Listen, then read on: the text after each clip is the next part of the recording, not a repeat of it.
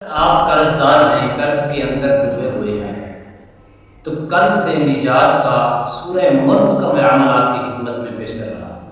اسی طرح اگر آپ کو کسی مشکل کا شکار ہو چکی ہیں، وہ مشکل حل نہیں ہو رہی، خواہ وہ کسی قسم کی مشکل ہو، کچہری کے اندر کوئی کام ہو، زمین کا ناجائز قبضہ ہو، تو آپ سورہ ملک کو اس ترتیب کے ساتھ، اس طریقے کے ساتھ پڑھیں، میرے رب کے فضل و کرم سے آپ کی مشکل بھی حل ہو جائے گی، اور سورہ ملک کے پڑھنے سے، دعا کرنے سے آپ کا جو قرض کا معاملہ ہے جلد از جلد اس سے نجات بھی ملے گی، اور آپ کو قرض سے رہائی بھی ملے گی، اور جلد از جلد آپ کا قرض بھی ادا ہو جائے گا۔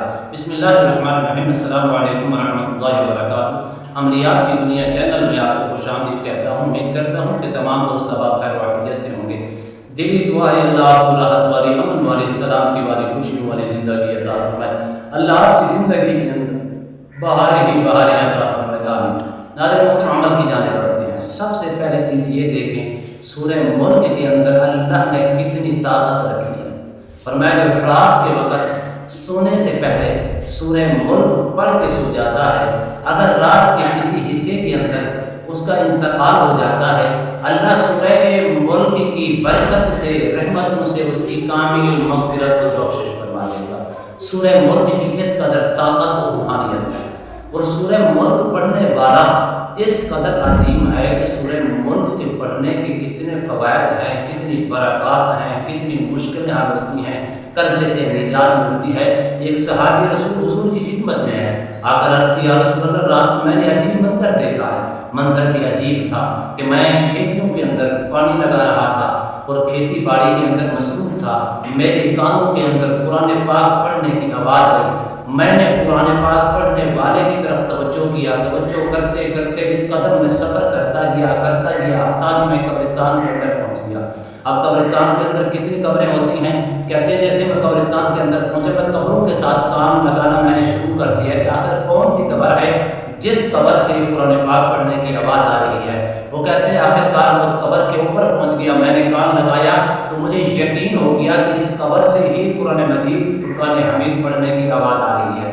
تو وہاں آواز تلاوت کس چیز کی آ رہی تھی، کون سی سورت پڑھی جا رہی تھی؟ کہنے لگے یا رسول اللہ اس سورہ ملک کی تلاوت کی جا رہی تھی خوبصورت آواز کے اندر، اور اس قبر سے خوشبوئیں ہی خوشبوئیں آ رہی تھی۔ تو حضور نے فرمایا وہ میرا صحابی، میرا غلام وہ خوش نصیب ہے، اس نے اپنی زندگی کے اندر سورہ ملک کو شامل کر دیا تھا۔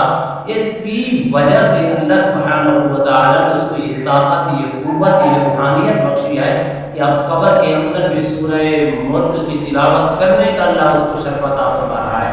24 گھنٹے اس کی قبر سے سورہ ملک پڑھنے کی آوازیں آتی ہیں۔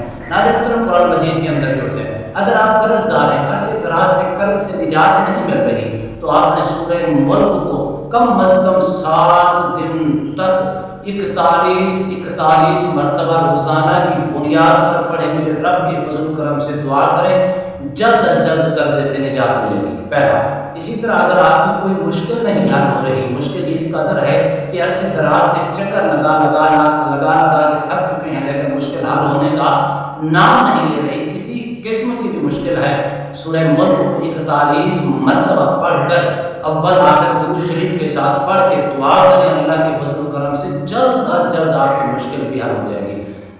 قرآن کے ساتھ جڑیں برکت ہے، قرآن کے ساتھ جڑیں راحت ہے، قرآن کے ساتھ جڑیں سکون ہے، قرآن کے اندر امن ہے، قرآن کے اندر سلامتی ہے۔ قرآن کے ساتھ جڑنے والا کبھی بھی ناکام نہیں ہوتا، بلکہ ہر قدم پہ اللہ اس کو کامیابی عطا فرماتا ہے۔ قرآن ایک ایسی لاریب کتاب بھی ہے، اس میں کوئی شک نہیں، ایسی لاریب کتاب ہے کہ جس مقصد، جائز مقصد کے لیے آپ پڑھیں گے تو اللہ کامیابی عطا فرمائے گا۔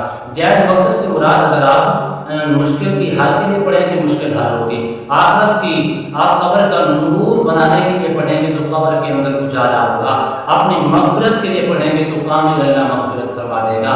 ناظرین محترم، امید کرتا ہوں یہ میری ویڈیو آپ کو پسند آئی ہوگی، اگر پسند آئی ہے تو زیادہ سے زیادہ لائک کریں، شیئر کریں، سبسکرائب کریں، بیل آئیکن کو پریس کریں، کمنٹ